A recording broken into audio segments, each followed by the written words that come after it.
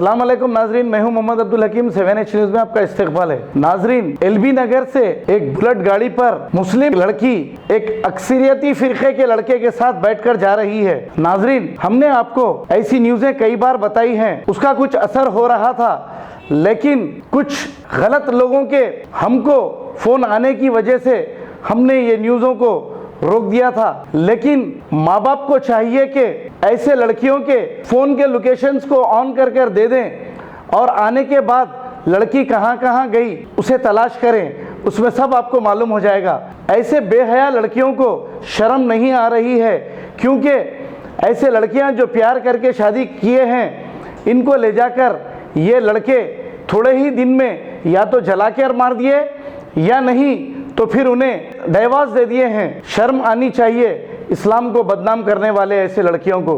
आइए देखते हैं 7H की ये रिपोर्ट।